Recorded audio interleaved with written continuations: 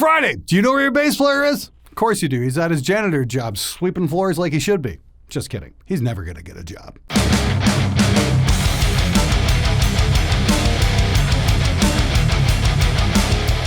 Hey everybody, how's it going? Hope you're going to have an amazing weekend. It's time for SMG Viewers Comments. It's episode 239. Anyway, let's get right to it. Glenn! Need some advice. What audio interface should I buy? I'm not looking to break the bank, but I want enough inputs to record drums and have preamps that don't sound like ass. By the way, fuck you from Wales. Oh man, are you ever in luck? Because there's a lot of great interfaces out there that don't cost a shit ton of money that'll probably do the job just fine. You can look at the Focusrite stuff. You can get a Scarlett 8-channel, and then you can get like an Octamic as well for an extra 8 channels that has built-in compressors even.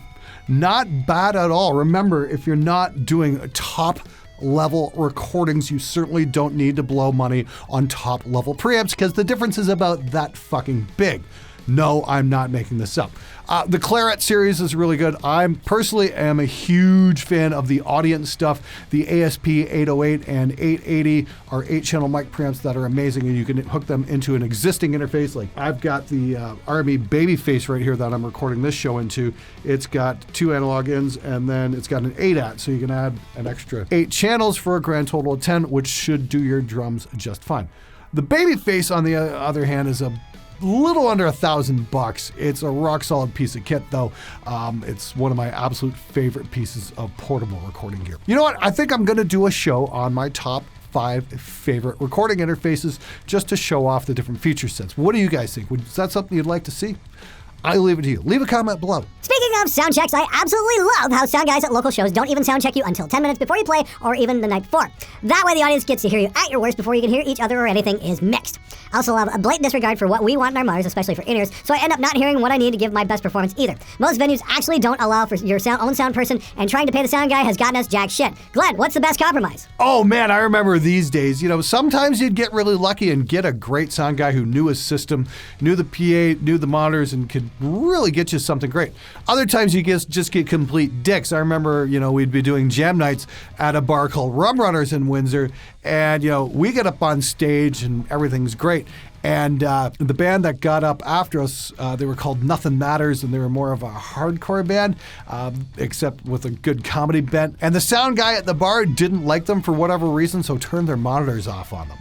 Yeah, that's real professional. Seriously though, try and be nice to the guy doing sound. He is going to make you or break you. So if paying him doesn't work, buy him drinks. I don't know. There's no easy answer. The other solution would be maybe do it yourself, like the Behringer X32 system. A lot of bands that tour use that system, and they can all hook tablets up and mix themselves however the hell they want. Again, it really depends on the bar you're playing and if they're hip to that sort of thing. I think that's kind of sad that the bar won't let you bring your own sound guy. Maybe talk to them in a couple weeks in advance. If they say no, find out why. If they're worried about, people unqualified on their gear, that kind of thing. Ultimately, I think the solution would have to be not only bring your own sound guy, but maybe even your own sound system. That will probably get your problem solved right there, but that's a gigantic amount of work to be able to do that. So, gotta ask yourself, as always, is the juice worth the squeeze? Also, sound checks are not rehearsal time. Get your levels, get your tone, and get the fuck off the stage! Yeah, I would agree with that. You're there to get it together for the show, sound-wise, not practice-wise. If you didn't practice ahead of time, what the fuck are you doing at a gig? Hey Glenn, what percentage of guitarists that you record use real amps and cabs versus modelers? Axe-FX, Helix, Kemper. These days it's still pretty much 100% real amps. I mean, a band comes in and the guy's got a Kemper or something like that. It's like, well, okay, you got a Kemper, that's great. I've got the real thing. Why don't we use that and kind of find our own sound? It's like Homer Simpson said, why eat hamburger when you can have steak?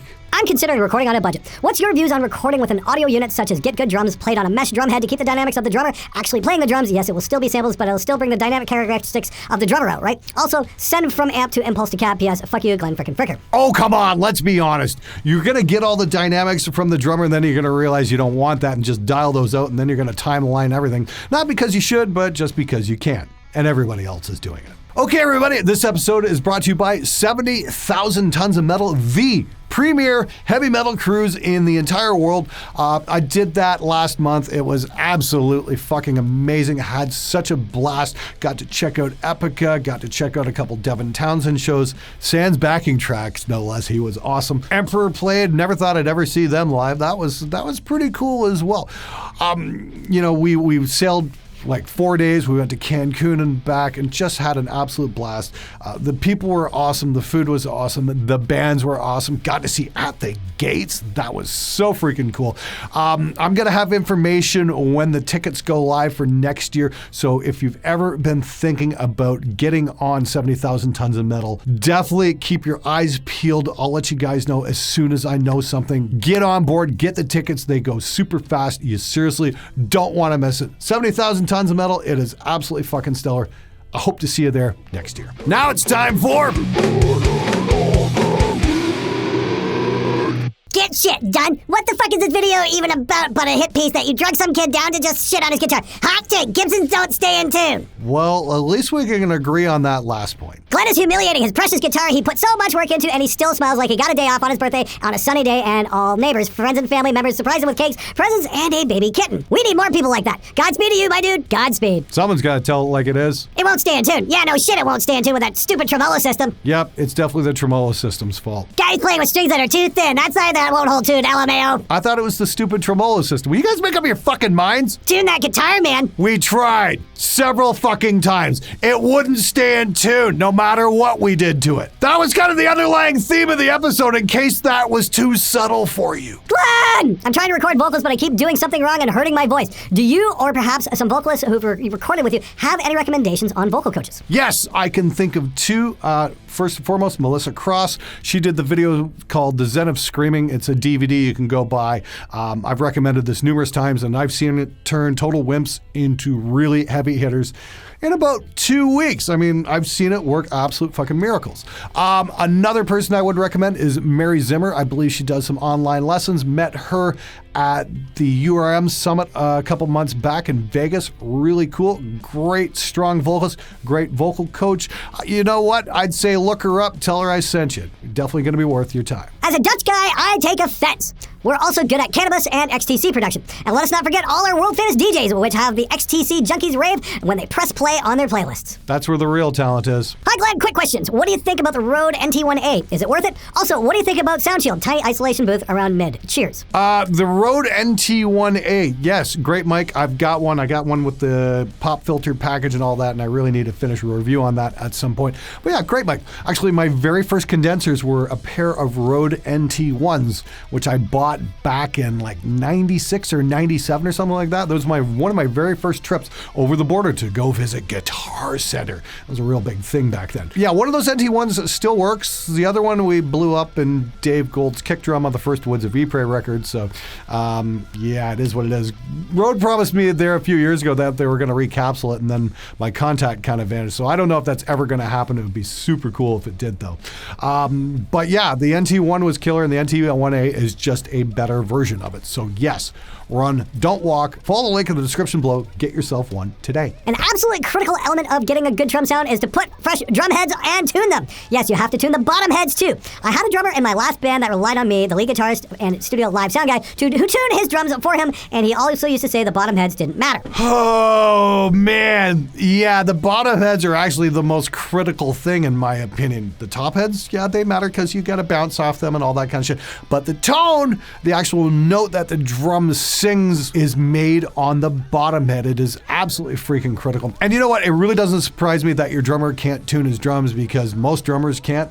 They might talk a good game, but when it comes down to it, yeah, they're just completely full of shit.